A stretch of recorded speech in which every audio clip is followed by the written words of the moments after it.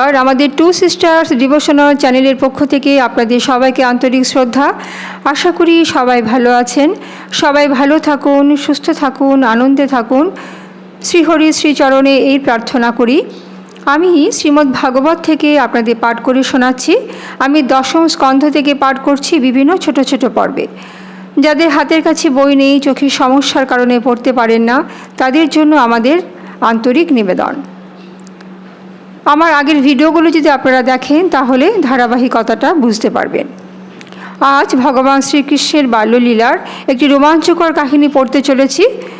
ভগবান শ্রীকৃষ্ণ কর্তৃক অঘাসুর বধের যে কাহিনী তা আমি পাঠ করতে চলেছি। বেদজ্ঞ ব্রাহ্মণগণের বাক্য কখনো মিথ্যা হয় না। গর্গাচার্য যা যা বলেছিলেন তাই হতে লাগলো। এইভাবে রাম ও কৃষ্ণ কৌমার বিহারে নন্দদয় ব্রজে কৌমারকাল অতিবাহিত করলেন। একদিন বনভোজন ইচ্ছুক হয়ে শ্রীকৃষ্ণ উষাকালে বসন ভূষণাদি পরিধান করে শিঙা বাজিয়ে গোপ বালকগণকে জাগ্রত করলেন। তিনি বৎসপাল সহ তাদিগকে নিয়ে বনমধ্যে নানা স্থানে বিচরণ করতে লাগলেন। তারা সকলে কৃষ্ণকে পেয়ে পরমানন্দে নিজ নিজ ভঙ্গিমায় কেহ গান করে, কেহ কোকিলকে নকল করে, কেহ পক্ষীকে, কেহ বককে, কেহ বানরকে, কেহ ময়ূরকে ইত্যাদিভাবে বাল্যক্রীড়া করতে লাগলেন। যাঁর চলনধুলি বহু তপা যোগীগণেরও দুর্লভ, তিনি যাদের সঙ্গে সতত ক্রীড়া করতেন তাদের সৌভাগ্যের কথা আর কি বলবো। পুতনা ও বকাসুরের কনিষ্ঠ ভ্রাতা অঘাসুর দূর হতে কৃষ্ণকে দেখে ভাবল, এ কৃষ্ণই আমার ভগিনী পুতনা ও ভ্রাতা বকাসুরের প্রাণ নাশ করেছে, অতএব আমি এর প্রতিশোধ নেব। এই মনে করে কৃষ্ণ ও সকলকে বিনষ্ট করার চেষ্টা করল। সে 1 যোজন পরিমিত দীর্ঘ পর্বত প্রমাণ স্থূল এবং গিরি গহ্বরের ন্যায় বদন বিশিষ্ট এক অত্যদ্ভুত অজগর দেহ ধারণ করে গোপ বালক সহ কৃষ্ণকে গ্রাস করার মানসে শয়ন করে থাকল। গোপ বালকগণ কৌতূহলী হয়ে হাতে তালি দিতে দিতে এবং উচ্চস্বরে হাস্য করতে করতে ওই অজগরের বদন বিবরে প্রবেশ করল। শ্রীকৃষ্ণ উহাদিগকে নিষেধ করতে করতে সকলে তার মুখ গহ্বরে প্রবিষ্ট হয়ে গেল। কিন্তু অঘাসুর কৃষ্ণের প্রতীক্ষায় থেকে নিজ মুখ সম্বরণ করল না। শ্রীকৃষ্ণ গোপ বালকদের প্রাণরক্ষার উপায় নির্ধারণ করে তিনি স্বয়ং অঘাসুর বদনে প্রবেশ করলেন।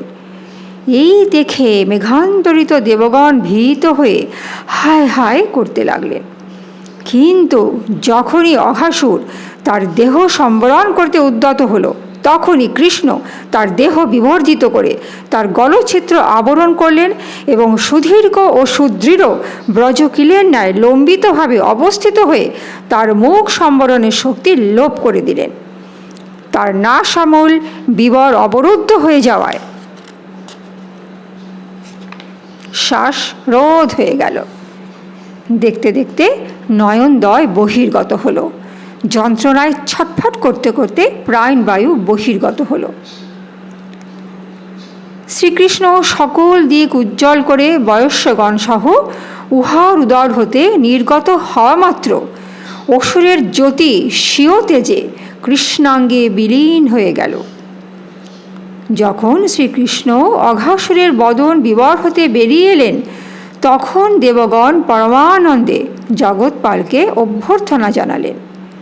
হে রাজন, যার প্রতিকৃতি একমাত্র অন্তরে প্রবিষ্ট হলে মানুষ ভগবতী গতিপ্রাপ্ত হয়, তিনি নিজেই ইচ্ছা করে যার দেহাভ্যন্তরে প্রবেশ করছেন, তার চরণ স্পর্শমাত্র অঘাসুর নিষ্পাপ হয়ে ওই রূপ গতি লাভ হবে, তাতে আর বিস্ময় কি? শ্রীকৃষ্ণের এরূপ অপার মহিমা দেখে বিস্ময় সাগরে নিমগ্ন হয়ে ব্রহ্মা অলক্ষিতভাবে বৃন্দাবন আসলেন। অঘাসুরের সর্পরূপ কলেবর শুষ্ক চর্ম বৃন্দাবন বালকদিকের ক্রীড়া গহ্বর রূপে বহু যুগ ধরে ব্যবহৃত হতো।